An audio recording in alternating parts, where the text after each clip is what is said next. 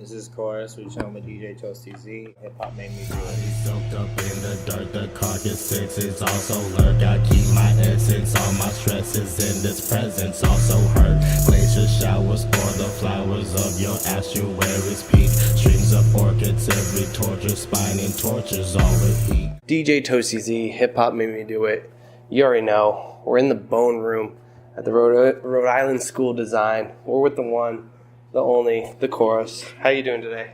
I'm chilling, man. Thanks for having me. Of course. I'm glad we can make this happen. Just to start off, if you had to say, like, who is Koras? Koras is a being. a being, creative individual. Mm-hmm. That's it. It's an anagram. All right, fair enough. And how'd you originally get into making music? The kind of music I make now, Or just in general? I mean, I was always in a bunch of punk bands and metal bands growing up, Okay. and then that was all fun, Mm-hmm. Playing serious real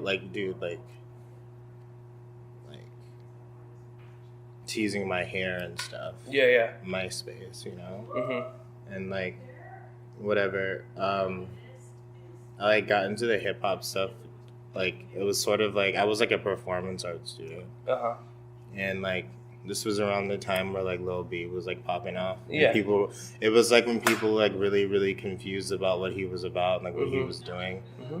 and I kind of just saw it as inspiration to start just making bass music, Yeah. but sort of playing with the idea of alter egos Mhm. and alter personas and stuff. Yeah.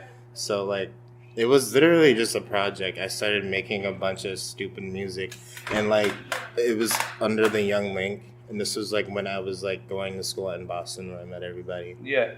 and people just started actually taking it seriously. Mhm. Oh, you're a rapper. Yeah. Before you even took it seriously? Yeah, and that's how I don't know. I kind of met Lucas kind of like that. He used to play shows at this house called the Butcher Shop. It's not Okay. around anymore. I don't know if you Mm. heard about it back in the day, but it was in Austin, and I don't even think he was rapping yet. He was a DJ, Mm-hmm. and I was his I was selling him Percocets at the time because I had gotten an accident. Yeah. I was his drug dealer and shit. I wasn't really pushing. I just happened Yeah. to have a prescription, and he wanted to buy them from me. And then months after that, he randomly messaged me, just started sending me beats. Mm. I didn't really know. I swear, I didn't even know how to rap.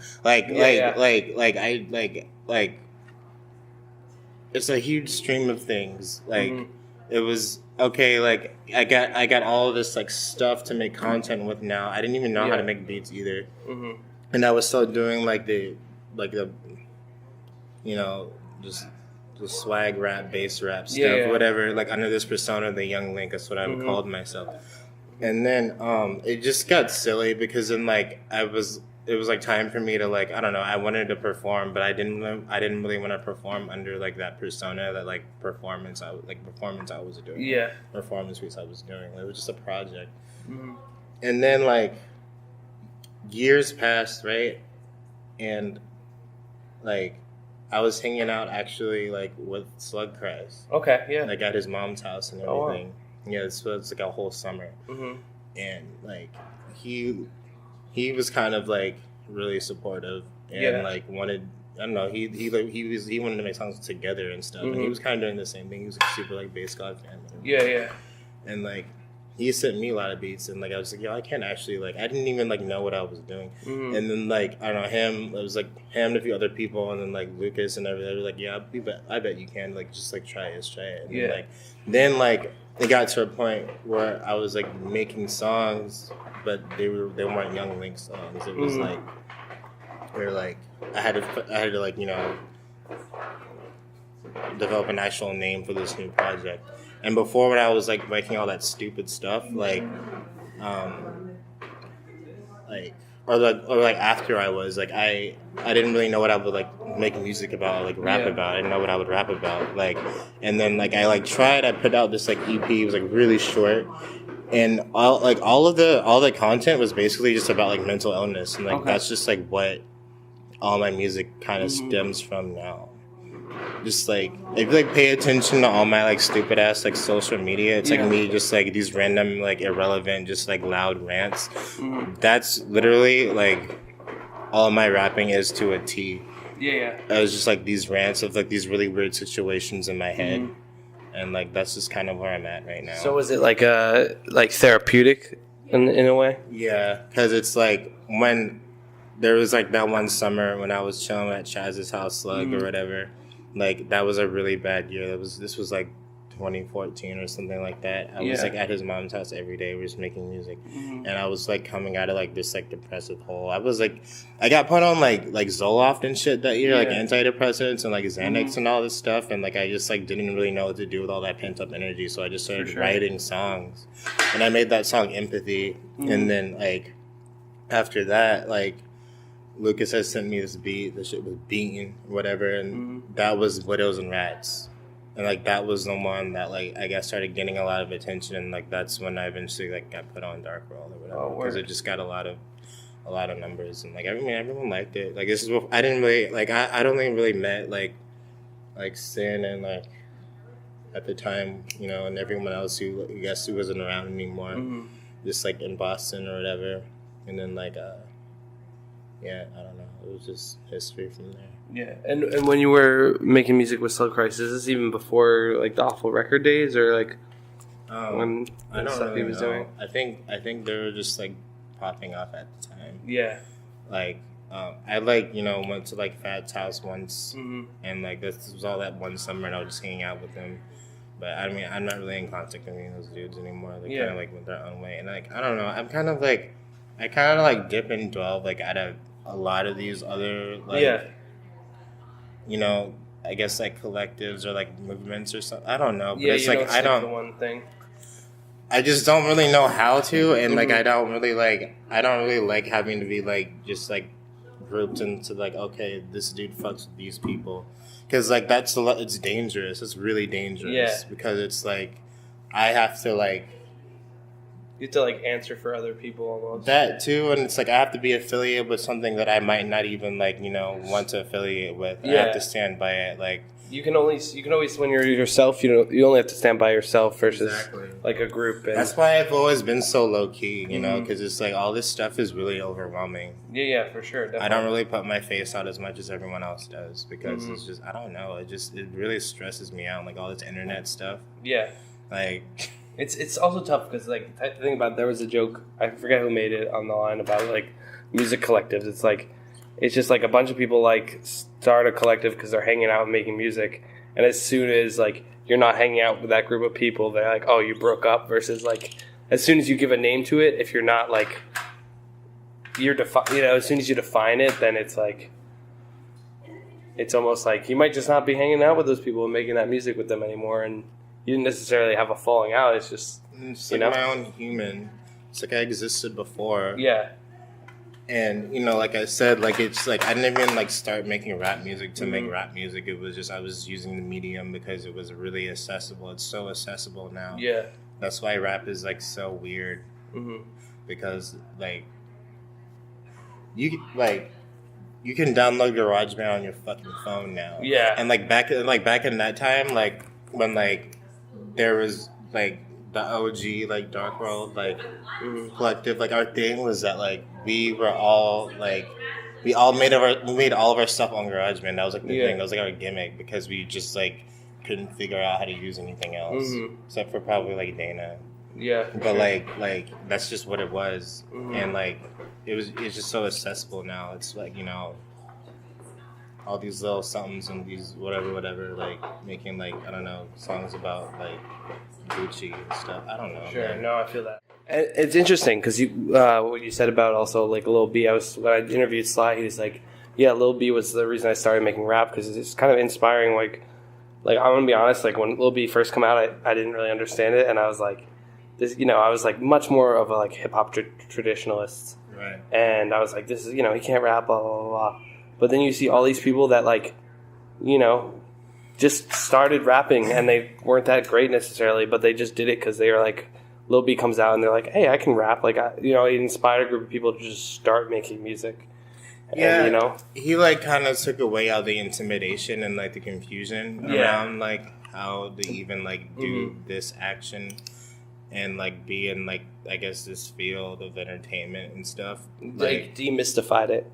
Yeah, it just democratized it. Base, dude. Yeah, like I don't know. It's like really interesting like what's happened over the course of like the past 7 years between like hip hop and just the accessibility and like I don't know. I told you like I like grew up playing in like punk and metal bands and stuff and playing like shows at like hole in the wall venues and like now those whole scenes completely are merging now. Like you'll see like these flyers for like like rappers. They look like like Black Flag flyers. Yeah.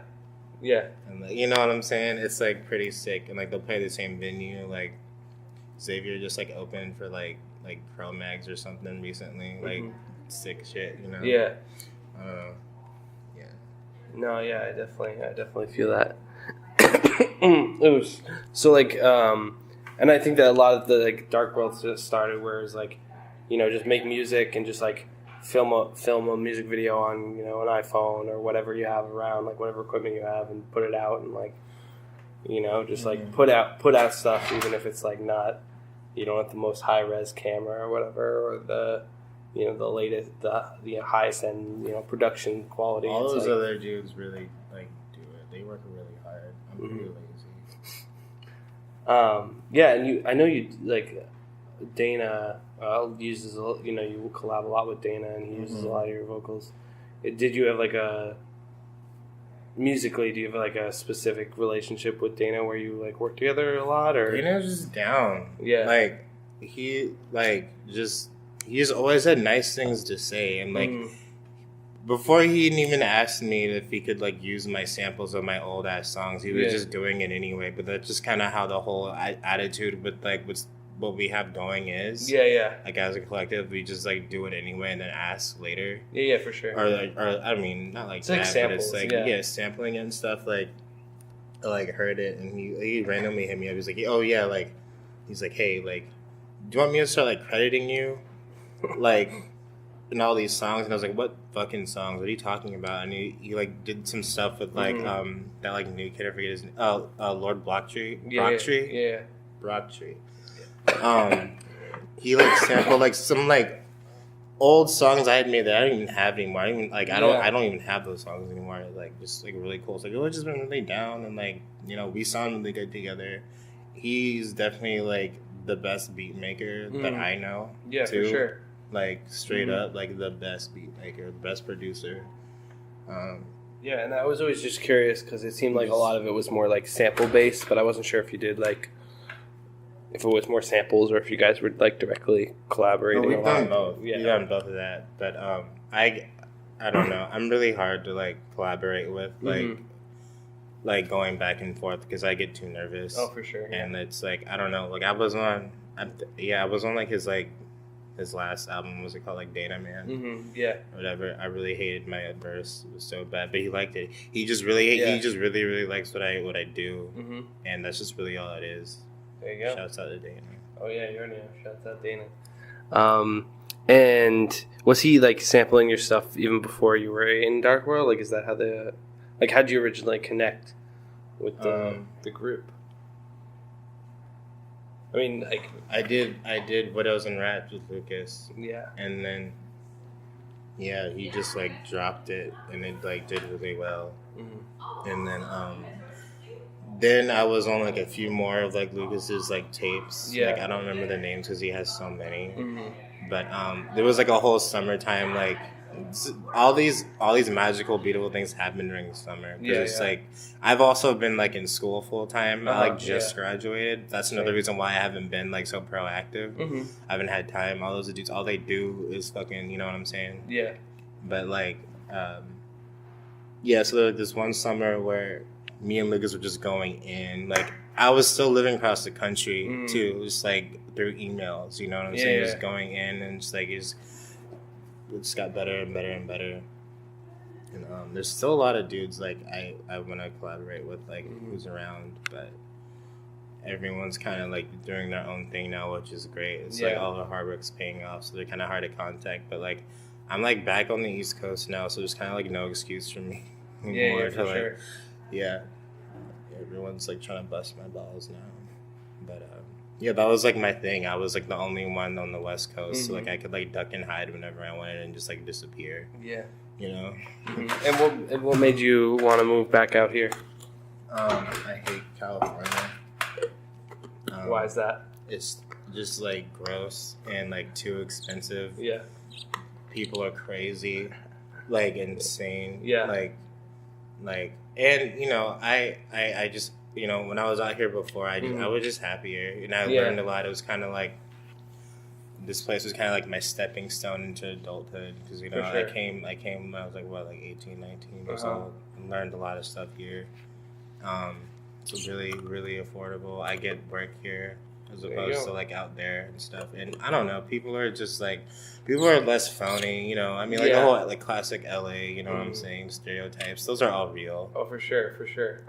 I find that like out here, it's like people are colder but like once you actually like, there's no one's gonna pretend to be your friend unless they're actually your friend. Whereas like they'll be like, let's pretend to be your friend and then like ghost you or whatever. Oh, it's like, yeah, let's do this. Oh, well, you know what I'm saying? Like, oh, we're gonna do this. Like, whatever. Like, if you go to a show, like if you play a show in LA, like everyone will just like, you know, they're like they'll fake. play a role. They'll play a role. Okay, like you got to have the show. You got to perform. That's rad. That means you might be important.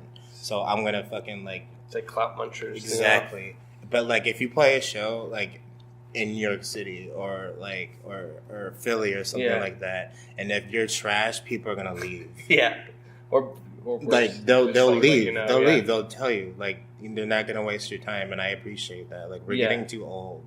I do. Yeah, like I said, I like that. Like even though people are colder, it's like you have to gain that respect, and once you gain that respect, then it's like you know it's real versus like everyone just like you know, like and that's enough motivation for me to like stay in my creative lane, because out there it's like kind of felt like no matter what I do, like the outcome's never really gonna change. It's just gonna be maybe this person is serious or not, or like maybe this opportunity will come up or not. I don't know. And it's just like, yeah, it's just like clout munchers out there. It's all a bunch of little ass kids too, like little ass kids, like from like, you know, like the Valley and stuff, and like West Hollywood. You know what I'm saying? Like, I don't know. Like, no, I feel you.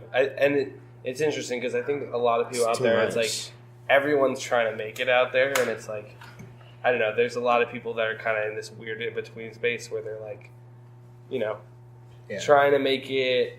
They're like struggling to pay bills, but they're like, you know, it looks like it could happen, but it's just so impractical. I mean, it's like, it's my home, so like I'm gonna go back eventually, but just like when it's more practical, when it makes sense. Like I was saying before, like I don't need to voluntarily live under the poverty line. Yeah, for sure. Just to fucking like, you know, say I live in LA. Oh yeah, for sure. Or in SF or wherever, you know. Yeah, and my thoughts were like, that's what I want to do is like move to more like a city where I can get more opportunity and like really fully take advantage of that. And then like once I'm secure, it's like, okay, maybe move to another place that like, you know, but like for now, like soak up the opportunity while I'm young and see what I can make of it. And then like, I don't know, I think there's a lot of people that like move to LA, make it, and then they just move to like, you know, wherever they want to live because they don't need to be out, you know, constantly networking and, you know, all that stuff because they've like kind of already established themselves, you know. So I've always just been so uninterested in like, I guess the whole like classic grand scheme of like, okay, I'm gonna move to like this turn-up city or like this like major market city, and then like, I don't know, I kind of am over like the United States in general. Like once all of this shit is over, like I'm just gonna like bounce to South America and just like, I don't know, farm. There you go. Kick back. Like woofer. I want to live so bad. I just been sleeping on the opportunities. I'm on all the websites and stuff, but like nah. I want to just grow all my own produce. I want to kill my own deers. There you go. Yeah, crops for days. Build my own house. There you go. Chilling. There you go. Just simple. The simple life. Yeah. Start like a little wine vineyard. Oh, that sounds nice. That's my dream, dude. Where would you do that? Oh, so I have my eyes on Cuba, Mm-hmm. or Cuba or Brazil. My family's Dominican too, so Okay. like the DR is cool. Yeah. But Cuba's kind of like number one. Like it's just the opportunities there are just out of this world, and they treat their people right there. Mhm. For Yeah. sure. It's just a good spot. Yeah, me and my sister were talking about how we're joking that we have like a couple years to go there before it becomes too commercialized and kind of becomes too like touristy. Guatemala's dope, too. Yeah, I tried a homegirl to go to Guatemala. She loves it there. I have yet to go, but I'm gonna check that out as soon as I get myself situated. Word. Yeah, I've just kind of been winging the interview. I think that might be a good way to leave it off. Yeah. Good. Thanks for making this happen. I'm glad we could do this, dude. Thanks for having me. You already know. Hip Hop Made Me Do It. Koras. We're in the bone room with this guy. Missing his cranium. Word. I can take you to the hostel where you'll meet my bones and fossils. Bury you under the console, screaming lines that not so awful.